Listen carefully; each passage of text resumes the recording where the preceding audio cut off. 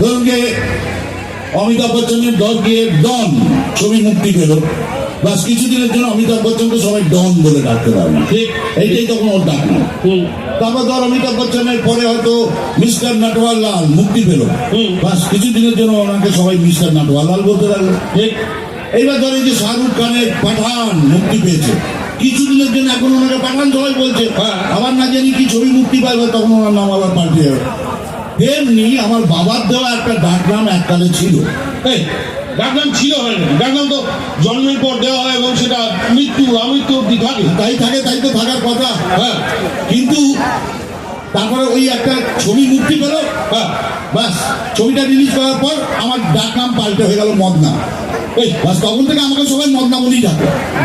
দারুণ। তবে কি জানিস, এই নামে ডাকলে আমি খুব একটা মানে রাগারাগি করি না। কেন?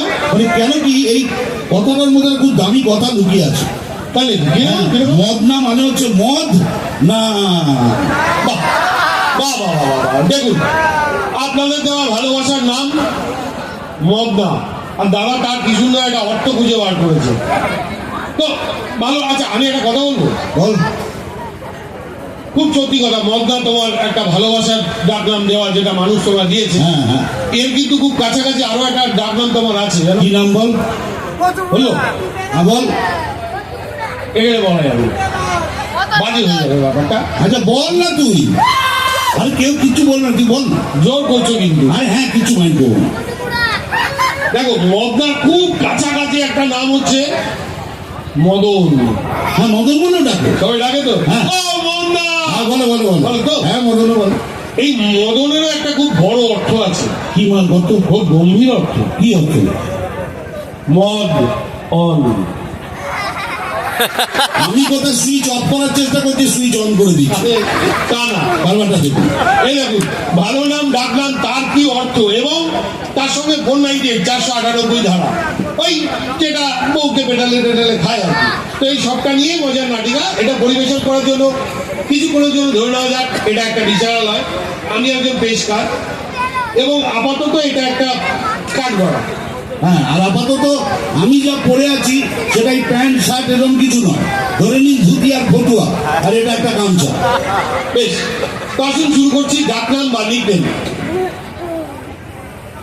বউ পেটানোর অভিযোগে 498 ধারায় অভিযুক্ত আসামি বগলাচরণ খামারুই হাজি। এই বাবা, তখন থেকে ভেড়ে ভেড়ে মাজা হয়ে গেছে। হাজি হাজি বলে হাজি। আপনার নাম? এই যে এখনই হাত করে ডাকলেন তো। আমি কি বলে ডাকলাম আপনার জানার দরকার নেই, যেটা আপনাকে জিজ্ঞেস করা হচ্ছে তার জবাব দিন। আপনার নাম? আগে শ্রী বগলাচরণ খামারুই। নিবাস? বগুলা। স্ত্রীর নাম? বিউগেল। বিউগেল? আপনার স্ত্রীর নাম বিউগেল? না না না না, আমার স্ত্রীর নাম নেত্রকালী। তবে যে বললেন বিউগেল?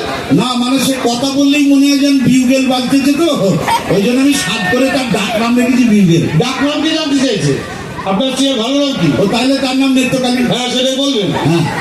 নিন, এবার গীতা ধরে বলুন। পাগল নাকি? বলুন। ওইসব হবে না। হবে না মানে? হবে না মানে কোনো মেয়ে ছেলেকে হাত দেবো না আমি।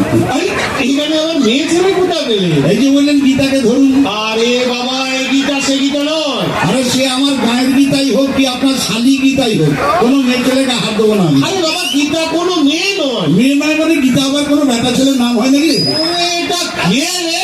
এই তো এখনই হাত করে ডাকলেন, আবার আমার জি বলেন, দুবার নাম শুনলেন, এর মধ্যে ভুলে মেটে দিচ্ছেন, আপনি অবসর নেন। আমার নাম বগলাচরণ খামারুই। কি বল?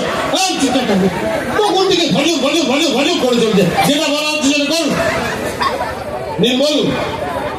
আমি শ্রী বগলাচরণ খামারুই। আরে কি হলো, আকাশ পাতাল ওপর নিচ গান্ডিক গান্ডিক না দেখে বলুন। দেখ বাবা, এই তো বললেন চুপ করতে, আবার বলতে কথা বলতে, কোনটা করো সেটা আপনি ঠিক আছে ঠিক আছে, অনেক হয়েছে। নিন, দয়া করে এবার গীতা ধরে বলুন। আবার বলে গীতার ধরতে। আরে বাবা, সে তো ধরতেই হবে, এটাই তো নিয়ম। ধরতে নিয়মের ক্যাঁথায় আগুন। একবার বইয়ের গায়ে হাত তুলেছি বলে মাকড়া শ্বশুর কোন 98 ধরে এনেছে, আবার কোন মেয়ে ছেলেকে হাত দিয়ে মরবো নাকি? ও, আপনি তো বুঝতেই পারছেন না মশাই। ও বুঝেছি আমি, আমার মুরগি করা অত সহজ না। একবার ভুল করেছি, এখন তো মেপে মেপে পা ফেলতেছি। আরে বাবা, গীতা গীতা কোনো মেয়ে নয়, গীতা একটা বইয়ের নাম। হ্যাঁ হ্যাঁ, এই বইটার নাম হলো গিয়ে গীতা, শ্রীমদ ভগবত গীতা। তো আপনি তাই বলে? আমি তো তখন থেকে তাই বলারই চেষ্টা করে যাচ্ছি, আপনি শুনলে তবে না। আচ্ছা ঠিক আছে, বলেন বলেন। নিন, এবার দয়া করে এই বইটা বলুন। কেন এই গামটা বই আমি ধরতে যাবো না? বই আপনার চাকরি করতেছেন, আপনি মাইনে পেতেছেন, আপনি নিজের কাজ নিজে করেন, তো খালি ফাঁকি দেবার। এই দেখুন, আপনি কিন্তু তখন থেকে শুধু শুধু আদালতের সময় নষ্ট করছেন। কাঠ গোড়ায় উঠে সাক্ষী দেওয়ার আগে এই বইটা ধরে আপনাকে বলতে হবে, যাহা বলিব সত্য বলিব, সত্য বই মিথ্যা বলিব না। আরে বাবা, সে তো আমি অমনই বলবো, তার জন্য আমার বই খামচাতে হবে। যেটা বলা হচ্ছে সেটা বলুন তো। দেখো দিদি, এটি কার বই? জানি হোক, আপনি ধরুন ধরুন। এটি কে লিখেছে? এটা শ্রীকৃষ্ণের। শ্রীকৃষ্ণ? হ্যাঁ শ্রীকৃষ্ণ?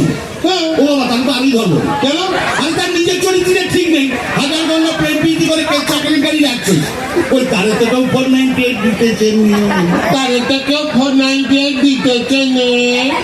সে একটা হোক 10টা হোক, তিনি তাদের সঙ্গে প্রেম করেছেন, তাদের ভালোবেসেছেন। আপনি কি করে জানলেন যে আমি বিউগেল আই ধরি নৃত্যকালীরা ভালোবাসিনি? আপনি আপনার বউকে ভালোবাসেন? তার না থেকে আমি আপনার বউরে ভালোবাসি? হ্যাঁ অবশ্যই। এই, বউকে যদি ভালোই বাসবেন তাহলে 498 খেলেন কেন? সে তারে দুঘা দেখছি বলে। বাহ, তা দুঘা দিতে গেলেন কেন? দুঘা দেখছি যে সহ্য করতে পারে না বলে রোগা তো। এই খাবারই দেখুন, আপনি কিন্তু তখন থেকে এক করে না, ব্যাপারটা বুঝে বলছি, একটু মন দিয়ে শোনে। হ্যাঁ বলুন। ঘটনা হয়েছিল কি, আমার বুকে কফ জমেছিল বলে হ্যাঁ, আমি বউরে বললাম, মনিটার কি দেবেন দাদা, নাকি আমি বলছে চুপ করে যাবো।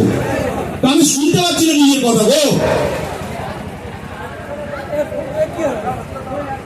আমার বুকে কফ জমেছিল বলে আমি বউরে বললাম, ওরে বউ হ্যাঁ। আমার দুধটা খানিক ডলে দিত। হ্যাঁ। কফ জমি বউরে বললাম, ওরে বউটা কার বুকটা আমাদের ডলে দিত। তো সেই শুনে কেউ যদি বলে তোমার বাবারা থেকে করে মারে বেটে দাদার মেয়েকে খাই না, তাহলে মানুষের কি করে বলেন তো?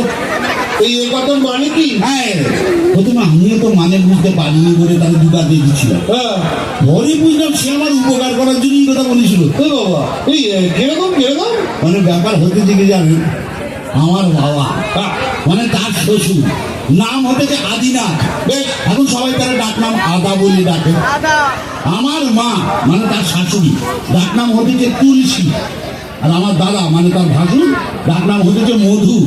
এখন ধরেন বউ মানুষ, সে কি আর শ্বশুর শাশুড়ি ভাসুরের নাম নিতে পারে? তাই তো বলেছিল তোমার বাবার ধরে করে মারের মেয়েকে দাদার মেয়েকে খেয়ে নাও, আরাম পাবা। বুঝলাম বলেন তো? বুঝলাম। আমার মাটা শ্বশুর বলছে না, আমার ফোন ভালো কাজ করেছে, ভীষণ ভালো কাজ করেছে। কেলো যা যা করবে তা তো করেই ফেলেছে, নিশ্চয়ই বুঝতেও পারছে। হ্যাঁ, ওই ভবিষ্যতে আরো বড় বড় কিছু কেলো হওয়ার আগে আপনার ওই বাবা মা দাদার ডাকনাম গুলো চটপট বলতে ফেলে। বেশ, আপনি মাননি বলবেন, লোক যেটা বলবেন না সেটা একটা বাদ থাকতে হবে। কি বাদ থাকতে হবে? বিউগেল মৃত্যুকালী। বিউগেল নৃত্যকারী? হুম। ওটা বাঁচতে থাক, ওটা বাঁচতে থাক, ওটা থামানোর চেষ্টা বৃথা। এই তো কথা, বউ বলে করা, আমার মাথায় তো একটাই মাথা। ওরে বাবারে, বিউগেল রোজ বাজে পরে কেউ থামাতে পারে না। ওরে বাপরে বাপরে, এইটা একটা আইন করেন, কেউ যেন কখনো থামাবার চেষ্টাও না করে, তাহলে ধরনী রসাতলে চলে যাবে। হ্যাঁ, ধন্যবাদ ধন্যবাদ।